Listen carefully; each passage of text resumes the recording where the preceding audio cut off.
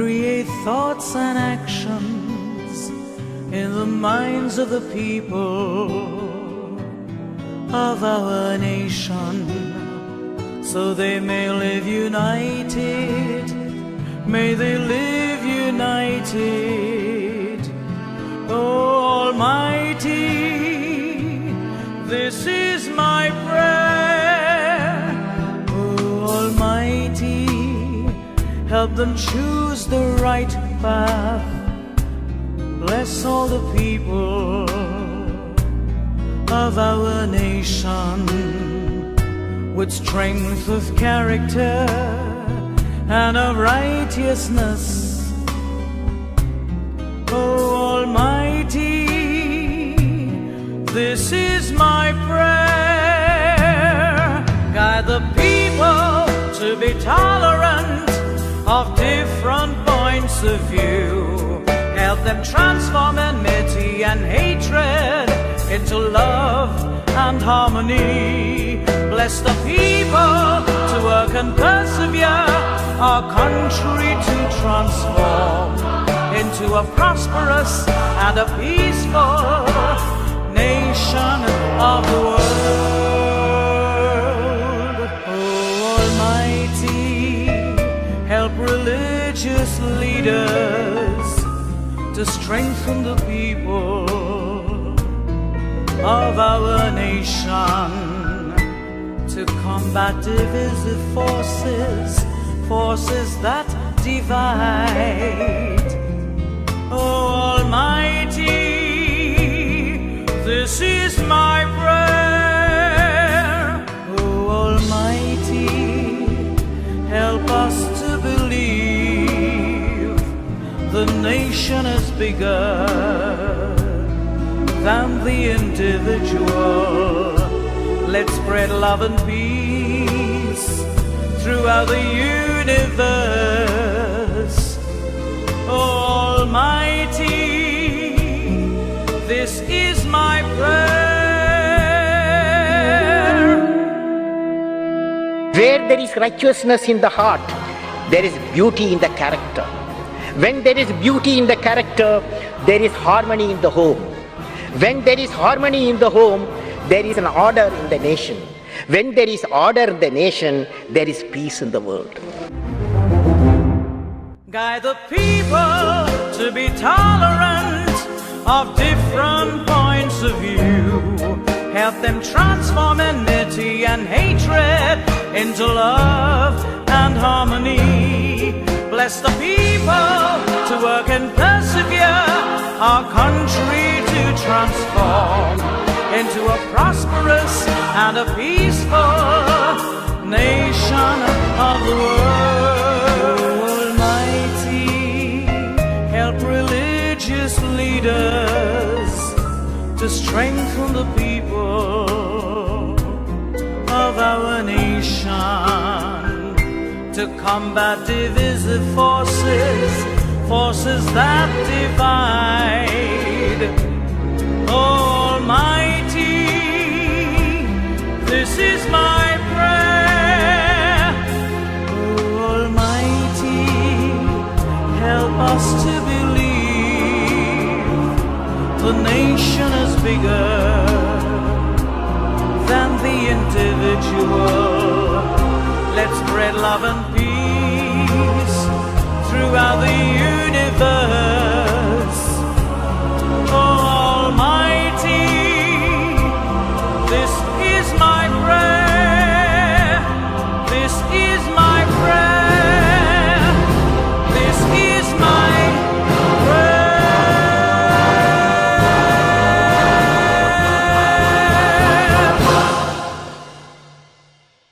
ನಮಸ್ಕಾರ ವೀಕ್ಷಕರೇ, ನನ್ನ ಹೆಸರು ಡಾಕ್ಟರ್ ಮಂಜುನಾಥ್ ಅಂತ. ಇವತ್ತು ನಾನು ನಿಮ್ಮ ಮುಂದೆ ಒಂದು ವಿಶೇಷ ಕಾರ್ಯಕ್ರಮದ ಪ್ರಸ್ತುತಿಯನ್ನು ಪಡಿಸೋದಕ್ಕೆ ನಿಂತಿದ್ದೀನಿ. ನಮಗೆಲ್ರಿಗೂ ತಿಳಿದಿರೋ ಹಾಗೆ ಡಾಕ್ಟರ್ APJ ಅಬ್ದುಲ್ ಕಲಾಂರ 89ನೆಯ ಹುಟ್ಟುಹಬ್ಬವನ್ನು ವಿಜೃಂಭಣೆಯಿಂದ ಆಚರಿಸ್ತಾ ಇದ್ದೇವೆ. ಈ ಕಾರ್ಯಕ್ರಮಕ್ಕೆ ನಿಮ್ಮೆಲ್ಲರನ್ನ ಹೃತ್ಪೂರ್ವಕವಾಗಿ ಸ್ವಾಗತಿಸ್ತಾ ಇದ್ದೀನಿ. ನನ್ನ ಆಲೋಚನೆ ಇಷ್ಟೇ, ನಾವು ಅವರ ಬರ್ತ್ಡೇಯನ್ನು ಅವರ ಆಲೋಚನೆಗಳ ಮೇರೆಗೆ ಅವರ ನಿರ್ದೇಶನ ನೀಡಿದಂಥದ್ರ ವಿಚಾರದ ಹಾಗೆ ನಾವು ಅದನ್ನು ಮುನ್ನಡೆಸ್ಕೊಂಡು ಹೋಗಬೇಕಾದಂಥದ್ದು. ಯಾವತ್ತೂ ಹೇಳ್ತಾ ಇದ್ದರು ಕನಸುಗಳನ್ನು ಕಾಣೋಣ ಅಂತಂತ. ಅವರ ಆ ಕನಸುಗಳನ್ನು ಸಾಕಾರ ಮಾಡಬೇಕಾದ್ದು ನನ್ನ ನಿಮ್ಮೆಲ್ಲರ ಕರ್ತವ್ಯ. ಹಾಗಾಗಿ ನನ್ನ ಒಂದು ರಿಕ್ವೆಸ್ಟ್ ಇಷ್ಟೇ, ನಾನು ಈ ಒಂದು ಮಾಧ್ಯಮದ ಮೂಲಕ ನಿಮ್ಮ ಮುಂದೆ ಹೇಳ್ತಾ ಇರೋದು ಇಷ್ಟೇ. 89 ವಸಂತಗಳನ್ನು ನಮ್ಮ ಜೊತೆ ಇವತ್ತು ನಾವು ಅವರನ್ನು ಇಲ್ಲದೇ ಇದ್ರೂ ನಾವು ಆಚರಿಸ್ತಾ ಅವರನ್ನು ನೆನಪಿಸ್ಕೊಳ್ತಾ ಇದ್ದೇವೆ. ಆ 89ನೇ ವಸಂತದಲ್ಲಿ ಅವರ ಆಲೋಚನೆಗಳನ್ನು ಮತ್ತೊಮ್ಮೆ ಮೆಲುಕು ಹಾಕೋಣ ಅನ್ನುವಂಥ ಒಂದು ದೃಷ್ಟಿಯಿಂದ ನಾನು ನಿಮ್ಮ ಮುಂದೆ ನಿಂತಿದ್ದೀನಿ ಸ್ನೇಹಿತರೆ. ಒಂದು ಸಣ್ಣ ವಾಕ್ಯದೊಂದಿಗೆ ಅವರದ ಪರಿಚಯವನ್ನು, ಎಲ್ಲರಿಗೂ ತಿಳಿದಿರ್ತಕ್ಕಂಥ ವ್ಯಕ್ತಿ ಪರಿಚಯವನ್ನು ಮಾಡೋದಕ್ಕೆ ಇಷ್ಟಪಡ್ತೇನೆ. We all are born with divine fire in us. Our efforts must give wings to this fire.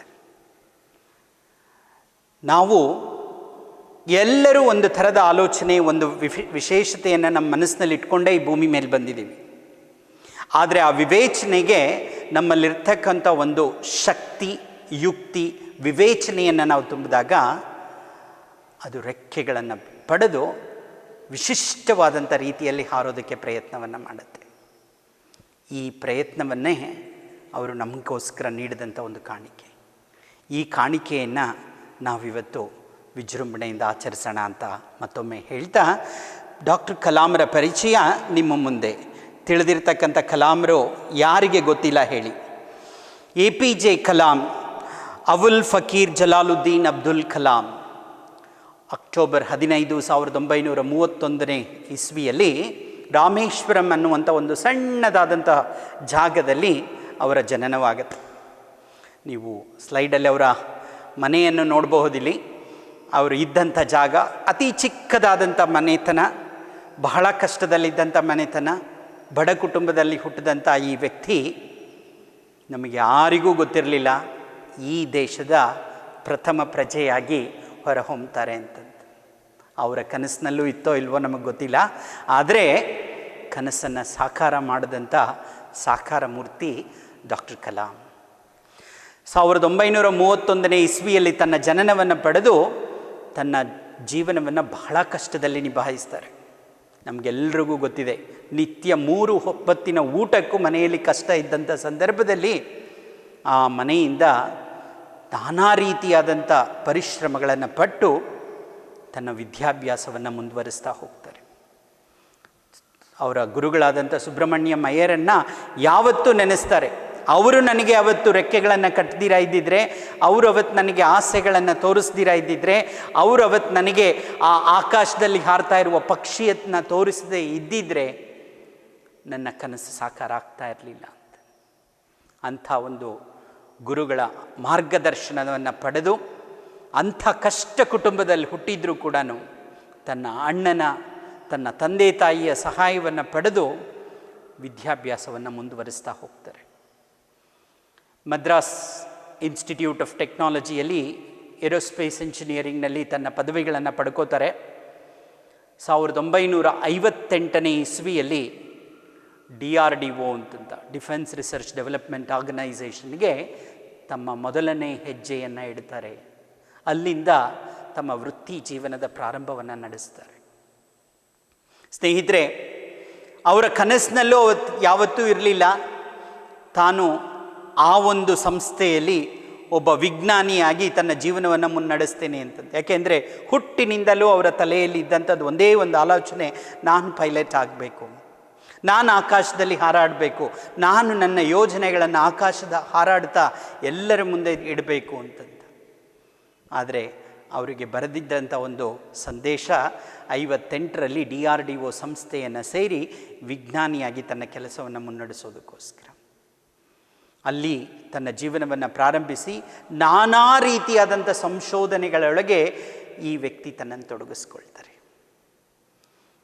ಸ್ನೇಹಿತರೆ, ಇವರ ಬಗ್ಗೆ ಹೇಳಬೇಕಾದ್ರೆ ಇವರ ಮನಸ್ಸಿನಲ್ಲಿ ಇದ್ದಂಥದ್ದು ಯಾವತ್ತೂ ಆ ಧೈರ್ಯ, ಆ ಕರೇಜ್ ಅನ್ನುವಂಥ ಪದ, ಕಮಿಟ್ಮೆಂಟ್ ಅನ್ನುವಂಥ ಪದ, ಹಾರ್ಡ್ ವರ್ಕ್ ಅನ್ನುವಂಥ ಪದ, ಡೆಡಿಕೇಶನ್ ಅನ್ನುವಂಥ ಈ ಪದಗಳನ್ನು ತನ್ನ ಜೀವನದ ಉಸಿರಾಗಿ ಸೇರಿಸ್ಕೊಂಡಿದ್ರು ಕಲಾಂರು.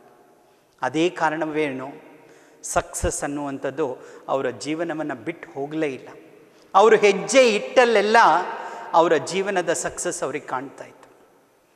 ಅವರು ಯಾವಾಗಲೂ ಹೇಳ್ತಾ ಇದ್ರು, ಸಕ್ಸಸ್ನ ವಿಶೇಷತೆ ಇರುವಂಥದ್ದು ಅದರ ಎರಡನೇ ಪದ ಯೂನಲ್ಲಿ. You can achieve. ಹಾಗಾಗಿ ಸಕ್ಸಸ್ನ ಸ್ಪೆಷಾಲಿಟಿ ಕೂಡ ಅವರು ಆ ಯುಗೆ ಕೊಡ್ತಾರೆ. ಅದರಲ್ಲಿ ಸ್ನೇಹಿತರೆ, ಕಲಾಂರ ಒಂದು ಈ ಪಯಣ DRDOನಲ್ಲಿ ಪ್ರಾರಂಭ ಆಗುತ್ತೆ.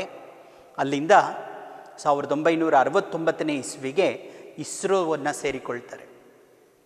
ಇಸ್ರೋನ ಪ್ರಾಜೆಕ್ಟ್ ಡೈರೆಕ್ಟರ್ ಆಗಿ ಸೇರಿಕೊಂಡು SLV-3 ಅನ್ನುವಂಥದ್ದು ಈ ಸ್ವಂತ ನಮ್ಮ ದೇಶದ ರಾಕೆಟ್, ನಮ್ಮ ದೇಶದ ಯೋಜನೆ, ನಮ್ಮ ದೇಶದ ಆಲೋಚನೆಗಳನ್ನು ಹೊಂದಿರತಕ್ಕಂಥ ಒಂದು ಮಲ್ಟಿ ಸ್ಟೇಜ್ ರಾಕೆಟ್ ಸಿಸ್ಟಮ್ನ ಪ್ರಾಜೆಕ್ಟ್ ಡೈರೆಕ್ಟರ್ ಆಗಿ ತನ್ನ ಪಯಣವನ್ನು ಪ್ರಾರಂಭಿಸ್ತಾರೆ. ನಾನಾ ರೀತಿಯಾದಂಥ ಯಶಸ್ಸುಗಳನ್ನು ಪಡೀತಾರೆ. DRDOನಲ್ಲಿ ಸಾಕಷ್ಟು ಸಾಧನೆಗಳನ್ನು ಮಾಡಿ ಮಿಸೈಲ್ ಮ್ಯಾನ್ ಅನ್ನುವಂಥ ಒಂದು ಪ್ರಶಸ್ತಿಯನ್ನು ಪಡೆದಿದ್ದರೆ,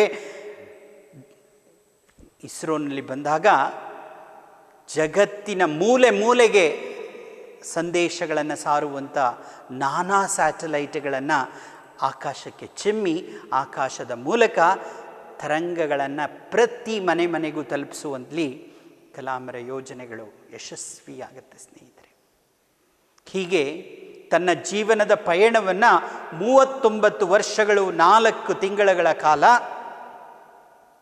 ವಿಜ್ಞಾನಿಯಾಗಿ, ಚಿಂತಕನಾಗಿ, ಒಬ್ಬ ಎಂಜಿನಿಯರ್ ಆಗಿ ತನ್ನ ಕೆಲಸವನ್ನು ಮಾಡ್ತಾ ಮಾಡ್ತಾ ಜಗತ್ತಿಗೆ ತನ್ನ ಇಡೀ ಶಕ್ತಿ ಮೀರಿ ತನ್ನಲ್ಲಿರ್ತಕ್ಕಂಥ ಎಲ್ಲ ವಿವೇಚನೆಯನ್ನು ಕೊಡ್ತಾ ಹೋಗ್ತಾರೆ. ಅವರದ್ದು ಒಂದೇ ಒಂದು ಸರಳವಾದಂಥ ಯೋಚನೆ ಏನು ಅಂತಂದರೆ, ತನ್ನ ಮನಸ್ಸಿನಲ್ಲಿ ಏನು ಆಲೋಚನೆ ಬರ್ತಾ ಇತ್ತು ಅದನ್ನು ಕಾರ್ಯರೂಪಕ್ಕೆ ತರಬೇಕು. ಅದರಿಂದ ಯಾವ ಅಪೇಕ್ಷೆಯನ್ನು ಪಡೆದೆ ತನಗೇನು ಇಷ್ಟ ಆಯಿತೋ ಅದನ್ನು ಅಚೀವ್ ಮಾಡೋದರಲ್ಲಿ ತಾನು ಯಾವತ್ತೂ ಮುಂದಿರ್ತಾ ಇದ್ರು. ಇನ್ನೊಬ್ಬರು ತನ್ನ ಬಗ್ಗೆ ಏನು ಹೇಳ್ತಾರೆ, ತನಗದರಿಂದ ಏನೆಲ್ಲ ಸಿಗತ್ತೆ, ಈ ಥರದ ಸ್ವಾರ್ಥದ ಚಿಂತನೆ ಅವರ ಮನಸ್ಸಿನಲ್ಲಿ ಯಾವತ್ತೂ ಇರಲಿಲ್ಲ. ಸ್ನೇಹಿತರೆ, ಇದೇ ಕಾರಣವೇನೋ he became the man of nation. He became the people of nation. He really became the one-man army to the whole country. ತನ್ನ ಅಲ್ಲಿಂದ ಆಲೋಚನೆಗಳನ್ನು ಮುಂದುವರಿಸ್ತಾ ಡಾಕ್ಟರ್ ಕಲಾಂ ನ್ಯೂಕ್ಲಿಯರ್ ಸಿಸ್ಟಮ್ನಲ್ಲಿ ಅಲ್ಲಿ ಸಾಕಷ್ಟು ತನ್ನ ಪ್ರಯೋಗಗಳನ್ನು ಮುಂದುವರಿಸ್ತಾರೆ. ನ್ಯೂಕ್ಲಿಯರ್ ಶಕ್ತಿ ಎನ್ನುವಂಥದ್ದು ಈ ಜಗತ್ತಿಗೆ ಎಷ್ಟು ಮುಖ್ಯ, ಅದರ ಪರಿಣಾಮಗಳನ್ನು ಉಪಯೋಗಿಸ್ಕೊಂಡು ಏನೆಲ್ಲ ಸಾಧನೆ ಮಾಡೋದಕ್ಕಾಗತ್ತೆ ಅಂತಂತ ಹೇಳಿ ಪೋಖ್ರಾನ್ 2 ಟೆಸ್ಟ್ ಅನ್ನುವಂಥದ್ದನ್ನು ರಾಜಸ್ಥಾನ್ನ ಬಂಜರು ಮರುಭೂಮಿಯಲ್ಲಿ ಪ್ರಯೋಗವನ್ನು ನಡೆಸ್ತಾರೆ. ನಾನಾ ರೀತಿಯಾದಂಥ ತೊಡಕುಗಳು ಬರುತ್ತೆ. ಪ್ರಪಂಚದಾದ್ಯಂತ ಎಲ್ಲರೂ ಈ ದೇಶದ ಮೇಲೆ ಒತ್ತಡವನ್ನು ಹಾಕ್ತಾರೆ. ನಮ್ಮ ಭಾರತ ಸರ್ಕಾರವು ಕೂಡ ತುಂಬ ಆಲೋಚನೆ ಮಾಡುತ್ತೆ ಈ ಕಾರ್ಯಕ್ರಮವನ್ನು ಮುನ್ನಡೆಸೋದಕ್ಕೆ. ಆದರೆ ಇವರಲ್ಲಿದ್ದಂಥ ವಸ್ತುನಿಷ್ಠತೆ ಅಂತಾರಲ್ಲ, ಆ ಒಂದು ಧ್ಯೇಯ, ಈ ದೇಶಕ್ಕೆ ನಾವು ಈ ವಸ್ತುವನ್ನು ಕೊಡಲೇಬೇಕು ಅನ್ನುವಂಥದ್ದು ಅವರ ಯೋಜನೆ ಆಗಿದ್ದರಿಂದ ತನ್ನ ಇಡೀ ಯೋಜನೆಯನ್ನು 10 ದಿನಗಳ ಒಳಗೆ ರೂಪಿಸಿ ಪ್ರಧಾನಮಂತ್ರಿಗಳ ಅಪ್ರೂವಲನ್ನು ಪಡೆದು ಅಮೇರಿಕಾದಂಥ ದೊಡ್ಡ ರಾಷ್ಟ್ರ ನಮ್ಮ ಮೇಲೆ 4 ಸ್ಪೈ ಸ್ಯಾಟಲೈಟ್ಗಳನ್ನು ಇಟ್ಟು ಈ ಕಾರ್ಯಕ್ರಮ ನಡೀಬಾರದು ಅನ್ನೋ ರೀತಿಯಲ್ಲಿ ನೋಡ್ತಾ ಇದ್ದಾಗ ಯಶಸ್ವಿಯನ್ನುಗೊಳಿಸಿ ಇಡೀ ಪ್ರಪಂಚದಾದ್ಯಂತ ಬೆಬ್ಬೆರಾಗಿ ನಿಲ್ಲಬೇಕಾದಂಥ ಒಬ್ಬ ರಾಷ್ಟ್ರ ನಾಯಕನಾಗಿ ಹೊರಹೊಮ್ಮುತ್ತಾರೆ. ನಿಜವಾಗ್ಲೂ ಈ ಕಾರ್ಯಕ್ರಮ ನಡೆಸಿದ ನಂತರ APJ ಮೇಲಿದ್ದಂಥ ಗೌರವ, ಭಕ್ತಿ, ಧ್ಯೇಯ ಎಲ್ಲವೂ ಬದಲಾಗತ್ತೆ ಜಗತ್ತಿನ ಜನರಲ್ಲಿ. ಯಾಕೆಂದರೆ ತನ್ನ ಸ್ವಾರ್ಥ ಯಾವುದೂ ಇರಲಿಲ್ಲ ಸ್ನೇಹಿತರೆ ಇದರಲ್ಲಿ. ನಾನಿಲ್ಲಿ ನಿಮಗೊಂದು ಸಣ್ಣ ಕಥೆಯನ್ನು ಹೇಳೋದಕ್ಕೆ ಇಷ್ಟಪಡ್ತೀನಿ.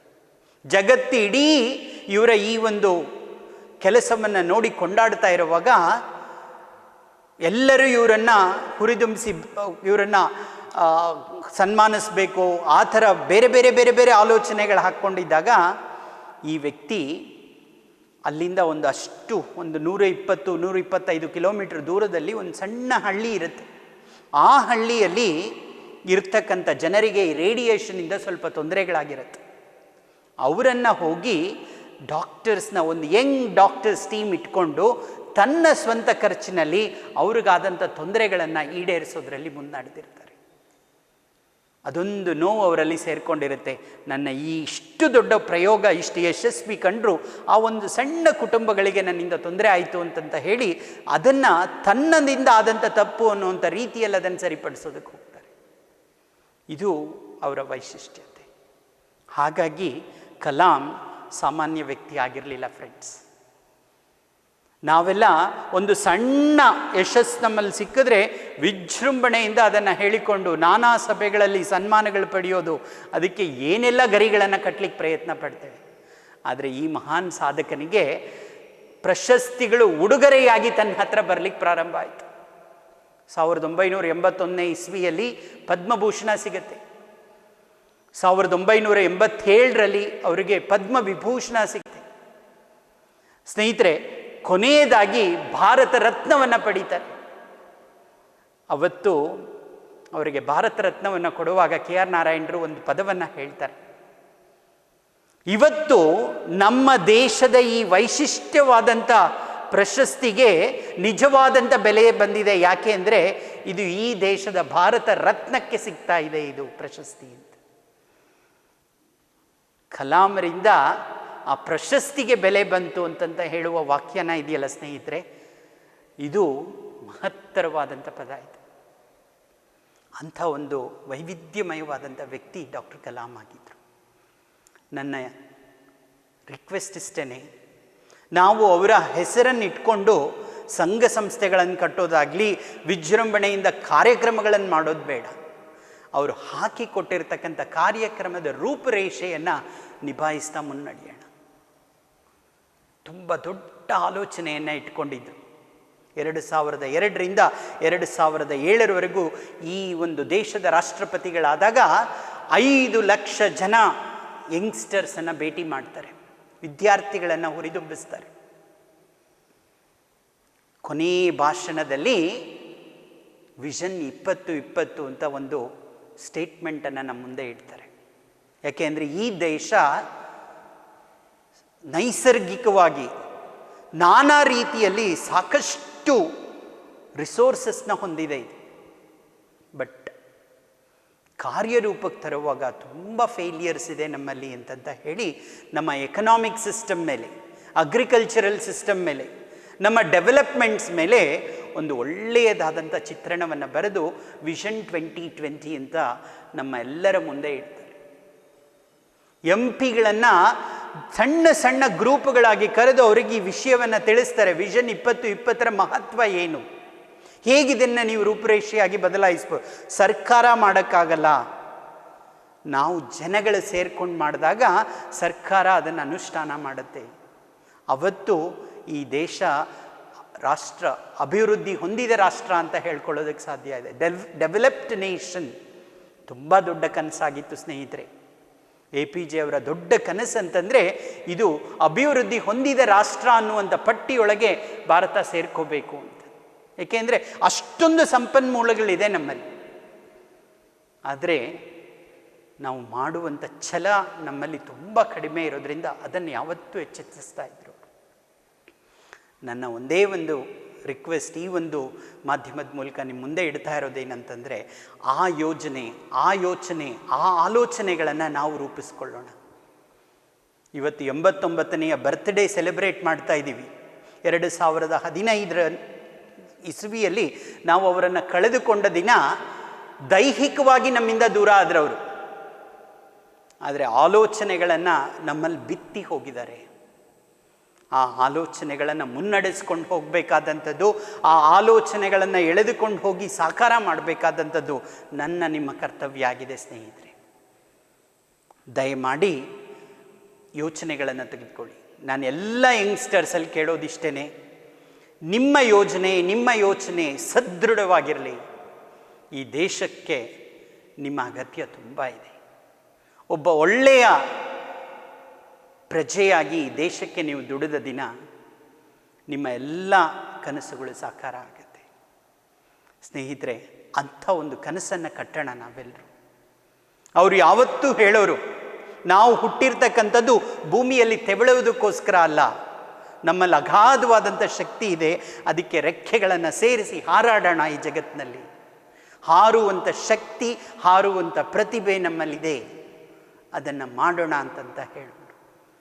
ಈ ಥರದ ಕನಸನ್ನು ನಮ್ಮ ಕನಸಾಗಿಟ್ಕೊಂಡಾಗ ನಿದ್ದೆ ಬಾರದಂಥ ಕನಸಾಗಬೇಕು ಅಂತ ಹೇಳೋರು. ನಮ್ಮ ನಿದ್ದೆಯನ್ನು ಕೆಡಿಸಿ ನಮ್ಮ ಯೋಚನೆಗಳನ್ನು ಕಾರ್ಯರೂಪಕ್ಕೆ ತರುವಂಥ ಕನಸುಗಳು ನಾವು ಕಾಣಬೇಕು. ಏನೇ ಕಷ್ಟ ಬರಲಿ, ಏನೇ ಸಮಸ್ಯೆಗಳು ಬರಲಿ, ನಮ್ಮ ಕಾನ್ಫಿಡೆನ್ಸನ್ನು ನಾವು ಕಳ್ಕೊಳ್ಬಾರ್ದು. ಅದಕ್ಕೆ ಇಂಟ್ಯೂಟಿವ್ ಥಿಂಕಿಂಗ್ ಅಂತ ಒಂದು ಪದವನ್ನು ಯೋಚನೆ ತರ್ತಾರೆ ಅವರು. ಈ ಇಂಟ್ಯೂಟಿವ್ ಥಿಂಕಿಂಗ್ ಅನ್ನುವಂಥ ಪದ ಏನಪ್ಪ ಅಂತಂದರೆ, ನಾನು ಒಂದು ಕೆಲಸವನ್ನು ಮಾಡಿ ಮುಗಿಸುವಾಗ ನನ್ನ ಇನ್ನೊಂದು ಕೆಲಸಕ್ಕೆ ಹೋಗಿ ಆಗಬೇಕಂತ. ಮೊದಲನೇ ಕೆಲಸದ ಯಶಸ್ವಿಯನ್ನು ನೀವು ಸೆಲೆಬ್ರೇಟ್ ಮಾಡ್ತಾ ಕೂತ್ರೆ, ಎರಡನೇ ಕೆಲಸದಲ್ಲಿ ಸೋಲನ್ನು ಕಂಡ್ರೆ ನಿಮ್ಮನ್ನು ಯಾರೂ ಗೌರವಿಸೋದಿಲ್ಲ ಅಂತಂತೆ. ಯಾಕೆಂದರೆ ಮೊದಲನೇದು ಬೈ ಲಕ್ ಬಂದಿರಬಹುದು ಅಂತಲೂ ಮಾತಾಡ್ತಾರೆ. ಹಾಗಾಗಿ ನಿಮ್ಮ ಇಂಟ್ಯೂಟಿವ್ ಥಿಂಕಿಂಗ್ ಅನ್ನುವಂಥದ್ದು ನಿಮ್ಮ ಜೊತೆಯಲ್ಲಿ ಇದ್ದೇ ಇರಬೇಕು. ನಮ್ಮಲ್ಲಿ ಕಡೇ ಉಸಿರಿರುವವರೆಗೂ ನಾವು ನಮ್ಮ ಯೋಚನೆಯನ್ನು ನಿರ್ದಿಷ್ಟವಾದಂಥ ರೀತಿಯಲ್ಲಿ ನಿಭಾಯಿಸ್ತಾ ಹೋಗಬೇಕು. ಸೊ ಸಾಕಾರಿಗಳಾಗೋಣ, ಕೆಲಸದ ಆಲೋಚನೆಗಳನ್ನು ಮುನ್ನಡೆಸೋಣ, ದೇಶಕ್ಕೆ ಅಗತ್ಯವಿರತಕ್ಕಂಥ ವಿವೇಚನೆಯನ್ನು ಕೊಡ್ತಾ ಮುನ್ನಡೆಯೋಣ. ಕೋಟಿ ಕೋಟಿ ಜನಸಂಖ್ಯೆಗಳು ನಾವಿದ್ದೇವೆ. ಪ್ರತಿಯೊಬ್ಬರಲ್ಲೂ ಈ ಧ್ಯೇಯ ಬಂದಿದ್ದಾದರೆ, ಪ್ರತಿಯೊಬ್ಬರಲ್ಲೂ ಈ ಆಲೋಚನೆ ಬಂತಾದರೆ, ಪ್ರತಿಯೊಬ್ಬರಲ್ಲೂ ಈ ಒಂದು ದೃಢವಾದಂಥ ಸಂಕಲ್ಪ ಬಂದರೆ ನಮ್ಮ ಈ ದೇಶ ಅಭಿವೃದ್ಧಿ ಹೊಂದಿದೆ. ಅದರಲ್ಲಿ ಯಾವುದೇ ಥರದ ಇದಿಲ್ಲ. ಏಕೆಂದರೆ ಮೇಧಾವಿಗಳಿದ್ದಾರೆ ನಮ್ಮಲ್ಲಿ. ನಾನು ಆಗಲೇ ಹೇಳಿದಂತೆ ಸಾಕಷ್ಟು ರಿಸೋರ್ಸಸ್ ಇದೆ ನಮ್ಮಲ್ಲಿ. ಬಟ್ ಇದನ್ನು ಉಪಯೋಗಿಸ್ಕೊಳ್ಬೇಕಾದಂಥದ್ದು ನಮ್ಮ ಮುಖ್ಯವಾದಂಥ ಕರ್ತವ್ಯ. ಶಿಲಾಂಗ್ನಲ್ಲಿ ತನ್ನ ಕೊನೆಯದಾದಂಥ ಮಾತುಕತೆಯನ್ನು ನಡೆಸ್ತಾ ತನಗಿಷ್ಟವಾದಂಥ ಪ್ರೊಫೆಷನ್ ಟೀಚಿಂಗ್, ಇದರಲ್ಲಿ ತನ್ನ ಕೊನೆಯ ಉಸಿರನ್ನು ಎಳಿತಾರೆ. 27ನೇ ತಾರೀಕು ಜುಲೈ ತನ್ನ ದೇಹವನ್ನು ತ್ಯಾಗ ಮಾಡ್ತಾರೆ. ಜುಲೈ 30ರಂದು ಮಣ್ಣಲ್ಲಿ ಮಣ್ಣಾಗಿ ರಾಮೇಶ್ವರದಲ್ಲಿ ಸೇರಿ ಹೋಗ್ತಾರೆ. ಆದರೆ ಅವರು ಮಣ್ಣಲ್ಲಿ ಮಣ್ಣಾದರೂ ಮಾತ್ರ ಅವರ ಯೋಚನೆಗಳು ನಮ್ಮನ್ನು ಬಿಡಲಿಲ್ಲ ಸ್ನೇಹಿತರೆ. ಕಾಡ್ತಾನೇ ಇದೆ, ನಮ್ಮನ್ನು ಸಾಕಷ್ಟು ನಮ್ಮ ವಿವೇಚನೆಯನ್ನು ಕುಗ್ತಾ ಇದೆ. ಏಕೆಂದರೆ ಕಲಾಂ ಎಂಥ ವ್ಯಕ್ತಿ ಆಗಿದ್ರು ಅನ್ನೋದಕ್ಕೆ ನಾನು ನಿಮಗೊಂದು ಸಣ್ಣ ನಿದರ್ಶನ ಹೇಳ್ತೇನೆ.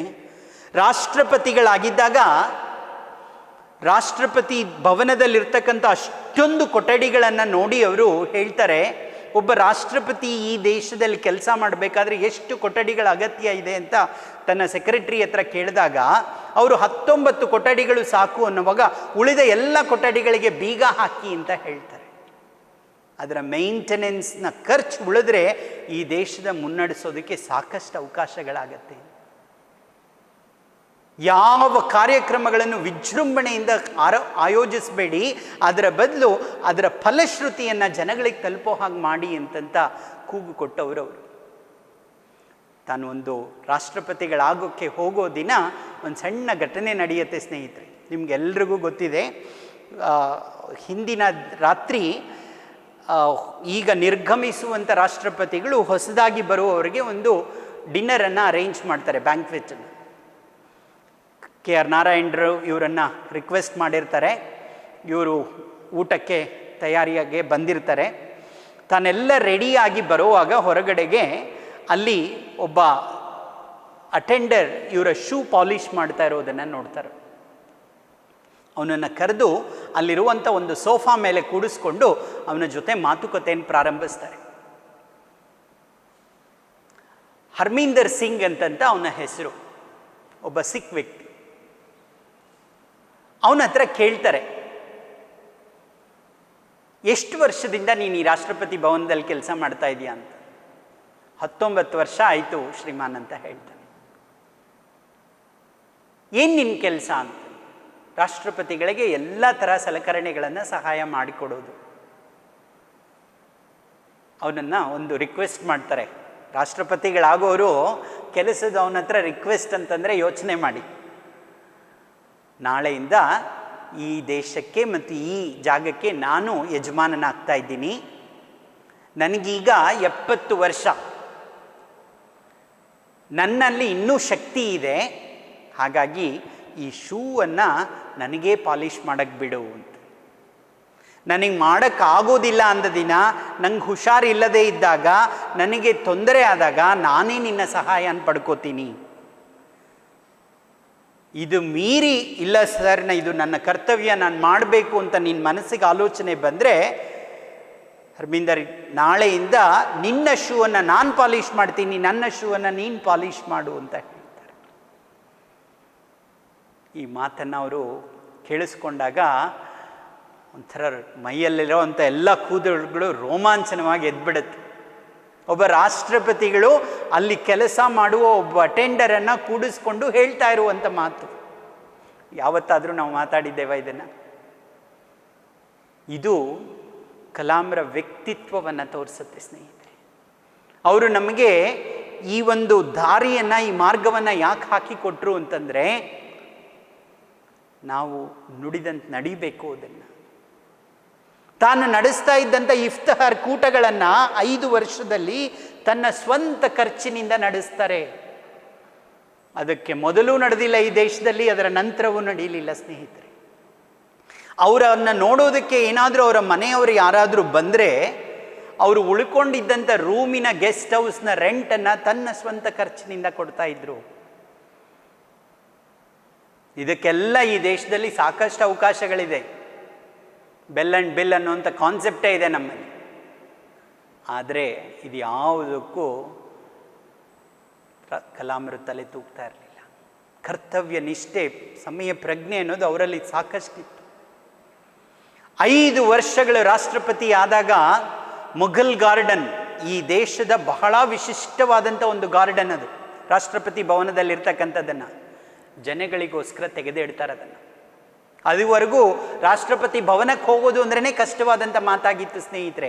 ಆದರೆ 2002ರಿಂದ 2007ರವರೆಗೆ ಪ್ರತಿ ಶನಿವಾರ ಸಂಜೆ, ಭಾನುವಾರ ಮುಘಲ್ ಗಾರ್ಡನ್ ನಮಗೋಸ್ಕರ ಓಪನ್ ಇರ್ತಾ ಇತ್ತು.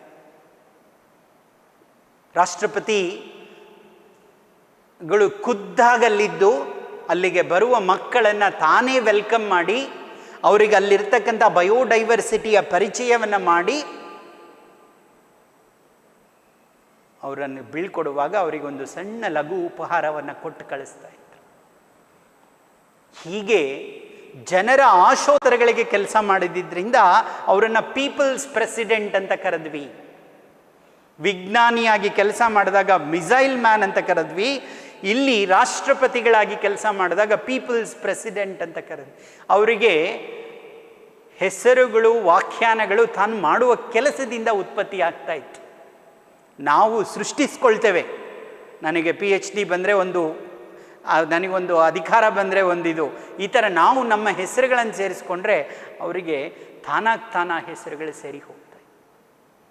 ಪ್ರಪಂಚದ ವಿಶಿಷ್ಟವಾದಂಥ ವಿಶ್ವವಿದ್ಯಾಲಯಗಳು 50 ಹಾನರರಿ ಡಾಕ್ಟರೇಟ್ಸ್ ಕೊಟ್ಟಿದ್ದಾರೆ ಅವರಿಗೆ. ಸಾವಿರಾರು ಪ್ರಶಸ್ತಿಗಳು ಅವರ ಮುಡಿಗೇರಿದೆ. ತನ್ನ ಇಡೀ ಭಾರತವನ್ನು ತನ್ನ ಕುಟುಂಬ ಅಂತ ಆಚರಣೆ ಮಾಡ್ತಾ ಇದ್ದಂಥ ಏಕೈಕ ಸಂತ ಡಾಕ್ಟರ್ ಕಲಾಂ. ಯಾವುದೇ ಕಾರಣಕ್ಕೂ ತನ್ನ ಮನಸ್ಸಿನಲ್ಲಿ ತಾನು ಈ ರಿಲಿಜಿಯನ್, ತನ್ನದು ಈ ಜಾತಿ, ಈ ಥರ ಒಂದು ಬಾಂಧವ್ಯಗಳನ್ನು ಹೇಳಿದವರೇ ಅಲ್ಲ. ಎಲ್ಲದರಲ್ಲೂ ಸೇರಿರ್ತಾ ಇದ್ರು. ಯಾಕೆ ಅಂದರೆ ತಾನು ನಿತ್ಯ ಜೀವನದಲ್ಲಿ ಎಲ್ಲ ಒಂದು ವಸ್ತುಗಳನ್ನು, ಭಗವದ್ಗೀತೆ ಓದ್ತಾ ಇದ್ರು, ಕುರಾನ್ ಓದ್ತಾ ಇದ್ರು, ಬೈಬಲನ್ನು ಓದ್ತಾ ಇದ್ರು, ಎಲ್ಲ ಥರದ ಸ್ನೇಹಿತರ ಜೊತೆ ಸೇರಿಕೊಳ್ತಾ ಇದ್ರು. ಇನ್ನೊಂದು ಉದಾಹರಣೆಯನ್ನು ನಿಮ್ಮ ಮುಂದೆ ಇಡ್ತೇನೆ. ಅವರಿಗೆ ಅಡುಗೆ ಮಾಡ್ತಾ ಇದ್ದಂಥ ಅಡುಗೆ ಭಟ್ಟನ ಹೆಸರು ಜಾರ್ಜ್ ಕುರಿಯನ್ ಅಂತಂತ. ನಿಮಗೆಲ್ಲ ಗೊತ್ತಿದೆ, doctor Kalam vegetarian, pure vegetarian ಆಗಿದ್ದರು.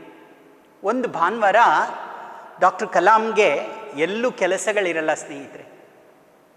ಕುರಿಯನ್ನು ಕರೆದು ಹೇಳ್ತಾರೆ, ಕುರಿಯನ್ ಇವತ್ತು ನೀನು ಅಡುಗೆ ಮಾಡೋದು ಬೇಡ, I am free at home, I will prepare my own food ಅಂತ.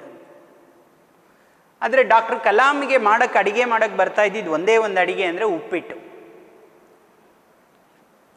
ಆ ಉಪ್ಪಿಟ್ಟನ್ನು ಕಲಾಂ ಮಾಡೋದಕ್ಕೆ ಪ್ರಯತ್ನ ಪಡ್ತಾರೆ. ಇವನಿಗೆ ಒಳಗಡೆ ಕುದೀತಾ ಇದೆ, ಏನಾದರೂ ಈ ನ್ಯೂಸ್ ಹೊರಗಡೆ ಹೋದರೆ ನನ್ನ ಕೆಲಸವೇ ಹೋಯ್ತು ಅಂತ.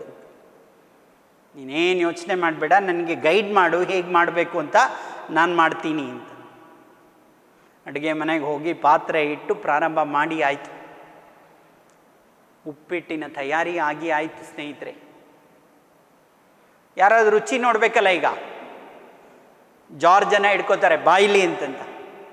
ದಿನ ಅವರು ಕೂತ್ಕೊಳ್ತಾ ಇದ್ದಂಥ ಡೈನಿಂಗ್ ಟೇಬಲ್ ಚೇರಲ್ಲಿ ಇವರನ್ನು ಕೂಡಿಸ್ತಾರೆ ಕಲಾಂರು. ನೀ ಕೂತ್ಕೋ ಇಲ್ಲಿ ಅಂತಂತ. ಅವನಿಗೆ ರಾಷ್ಟ್ರಪತಿಗಳ ಮುಂದೆ ಕೂತ್ಕೊಳ್ಳೋಕ್ಕಾಗತ್ತಾ? ಈ ಫೋರ್ಸಸ್ ಹೆಮ್ ಟು ಸೆಟ್.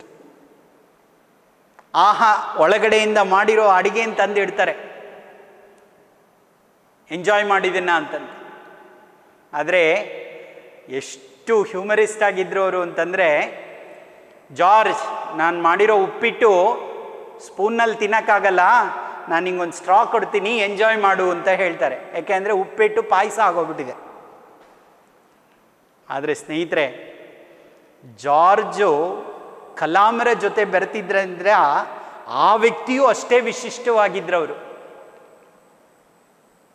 ಅವ್ರು ಹೇಳ್ತಾರೆ, ಇದು ನನ್ನ ದೇವ್ರ ಪ್ರಸಾದ, ಇದು ನನಗೊಂದು ನೀವು ಅವಕಾಶ ಕೊಟ್ಟರೆ ಇದನ್ನು ನಾನು ನನ್ನ ಮನೆಗೆ ತೊಗೊಂಡೋಗ್ತೀನಕ್ಕೆ ಇಷ್ಟಪಡ್ತೀನಿ ಅಂತ.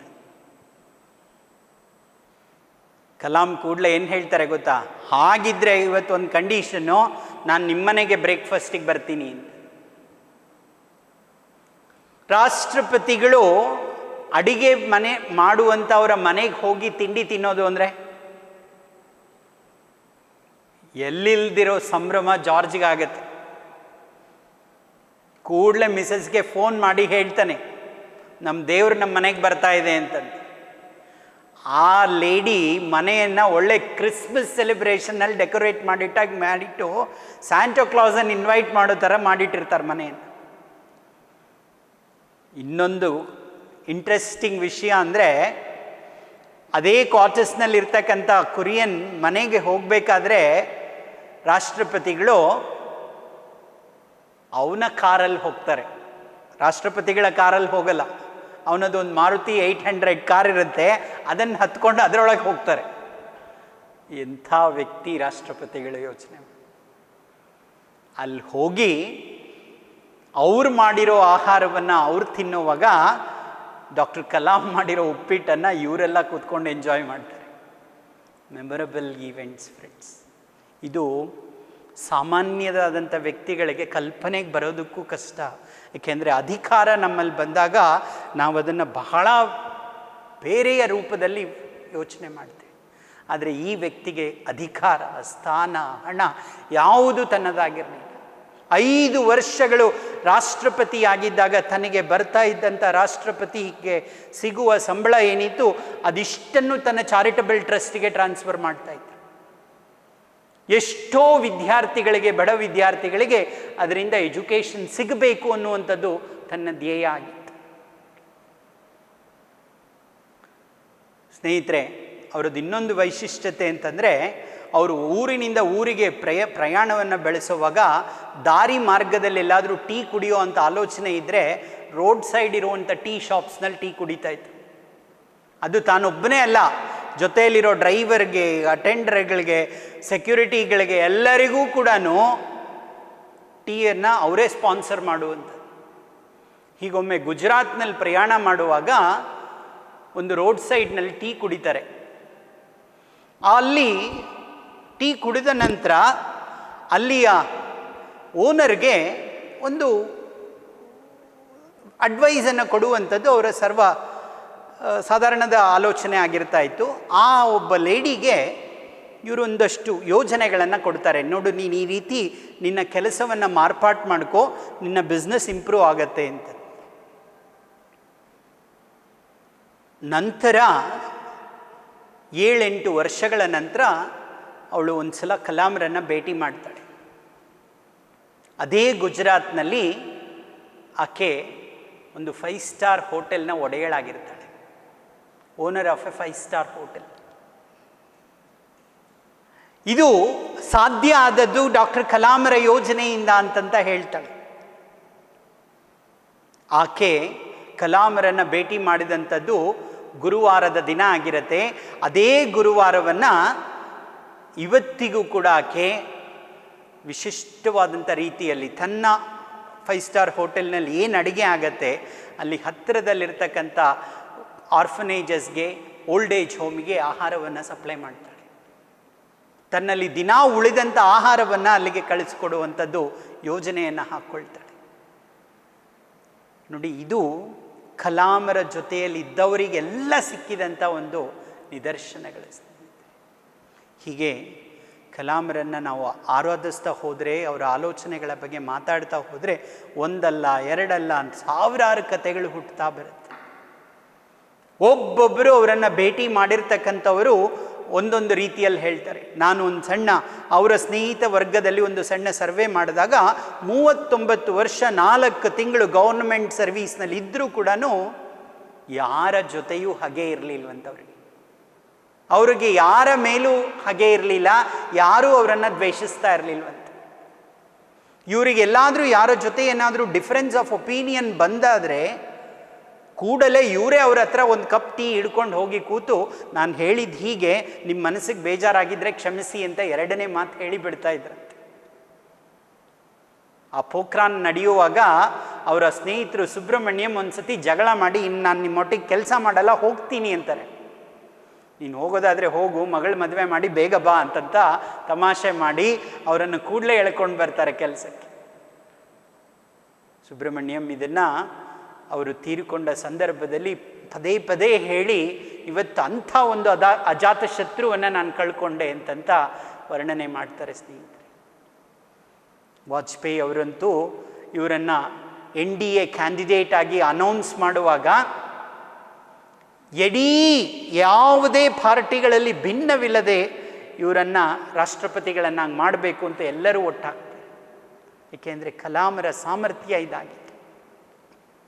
ಇನ್ನು ಪ್ರಪಂಚದ ಮೂಲೆ ಮೂಲೆಗೆ ಹೋದಾಗ ಯುನೆಸ್ಕೋನಲ್ಲಿ ತನ್ನ ಭಾಷಣವನ್ನು ಮಾಡಿರ್ತಕ್ಕಂಥದ್ದು ವಿಶಿಷ್ಟವಾದಂಥ ರೀತಿಯಲ್ಲಿ ನೀವು ಕೇಳಿರಬಹುದು. ಪ್ರತಿ ಹಂತದಲ್ಲೂ ಪ್ರತಿ ಜಾಗಕ್ಕೆ ಹೋದಾಗ ಕಲಾಮರು ತಮ್ಮ ಯೋಚನೆಯನ್ನು ಅವ್ರ ಮುಂದಿಡ್ತಾ ಇದ್ರು. ನನ್ನ ರಿಕ್ವೆಸ್ಟ್ ಇಷ್ಟೇನೆ ಸ್ನೇಹಿತರೆ, ನಾವು ಈ ಥರದ ಅವರ ಆಲೋಚನೆಗಳನ್ನು, ಯೋಜನೆಗಳನ್ನು ಸಾಕಷ್ಟು ತಿಳ್ಕೊಳ್ಳೋಣ. ಅವರ ಬಗ್ಗೆ ವಿಶಿಷ್ಟವಾದಂಥ ವಿಷಯಗಳನ್ನು ಪಡ್ಕೊಳ್ಳೋಣ. ಸಾಕಷ್ಟು ಪುಸ್ತಕಗಳನ್ನು ಬರೆದಿದ್ದಾರೆ ನಮಗೋಸ್ಕರ.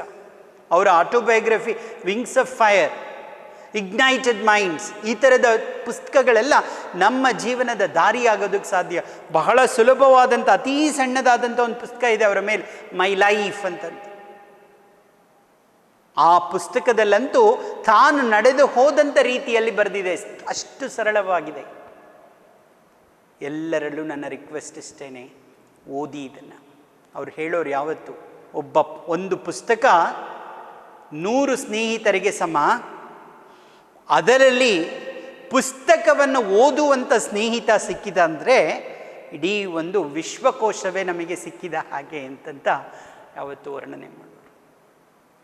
ಸ್ನೇಹಿತರೆ, ನಾವೆಲ್ಲರೂ ಒಟ್ಟಾಗಿ ಇವತ್ತಿನ ಈ 89ನೇ ಸಂವತ್ಸರದ ಅವರ ಉತ್ಸವವನ್ನು, ಆ್ಯನಿವರ್ಸರಿಯನ್ನು ಸೆಲೆಬ್ರೇಟ್ ಮಾಡೋಣ.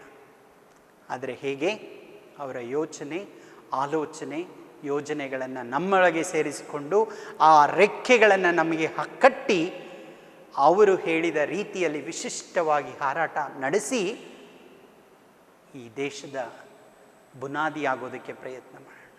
ತನ್ನಲ್ಲಿ ದೊಡ್ಡ ಕನಸಿತ್ತವರಿಗೆ, ತಾನು ಪೈಲಟ್ ಆಗಿ ಹಾರಬೇಕು ಅಂತಂತ. ಅದನ್ನು ಯಾವಾಗ 2006ರಲ್ಲಿ ಪೂರೈಸ್ಕೊಳ್ತಾರೆ. ಸುಖಾಯ್ ಒಂದು ವಿಮಾನವನ್ನು ಹತ್ತಿ ಅದರ ಕ್ಯಾಪ್ಟನ್ ಜೊತೆ ಅವರು ನಡೆಸಿದಂಥ ಒಂದು ವಿಶೇಷತೆ ಇದೆಯಲ್ಲ, 36 ನಿಮಿಷಗಳು ಆ ಪೈಲಟ್ ಆಗಿ ಆಗಸದಲ್ಲಿ ತಿರುಗಾಡದಂಥ ಒಂದು ಕಥೆಯನ್ನು ಅವರ ಬಾಯಿಂದ ಕೇಳೋದೇ ರೋಮಾಂಚನ. ಅದು ಅವತ್ತು ಹೇಳ್ತಾರೆ ಬಂದು, ಇವತ್ತು ನಾನು ನನ್ನ ಕನಸನ್ನು ಸಾಕಾರ ಮಾಡಲಿಲ್ಲ, ನನ್ನ ಗುರುಗಳಾದ ಸುಬ್ರಹ್ಮಣ್ಯಂ ಅಯ್ಯರ್ನ ಕನಸನ್ನು ಪೈಲಟ್ ಆಗಿ ಸಾಕಾರ ಮಾಡಿದೆ ಅಂತಂತ ಆ ಒಂದು ಅಜಯ್ ರಾಥೋರ್ಗೆ ಅವರು ತನ್ನ ಒಂದು ವಿಶಿಷ್ಟವಾದಂಥ ಕೃತಜ್ಞತೆಗಳನ್ನು ಸಲ್ಲಿಸಿ ಹೇಳ್ತಾರೆ. ಇದು ಕಲಾಂರಲ್ಲಿದ್ದಂಥ ವಿಶೇಷತೆ ಸ್ನೇಹಿತರೆ. ನಾವೆಲ್ಲರೂ ಈ ದಿವಸವನ್ನು ಬಹಳ ವಿಜೃಂಭಣೆಯಿಂದ ಆಚರಿಸ್ತಾ ಅವರನ್ನು ಸಾಕಷ್ಟು ನಮ್ಮಲ್ಲಿ ಸೇರಿಸ್ಕೊಳ್ಳೋಣ ಅಂತ ಹೇಳ್ತಾ ನನ್ನ ವಿಷಯ ನಿಮ್ಮ ಮುಂದೆ ಮಂಡಿಸಿರೋದಕ್ಕೆ ಅವಕಾಶ ಮಾಡಿಕೊಟ್ಟ ನಿಮ್ಮೆಲ್ಲರಿಗೂ ವಂದನೆಗಳನ್ನು ಸಲ್ಲಿಸ್ತಾ ಧನ್ಯವಾದವನ್ನು ಹೇಳ್ತೀನಿ. ನಮಸ್ಕಾರ.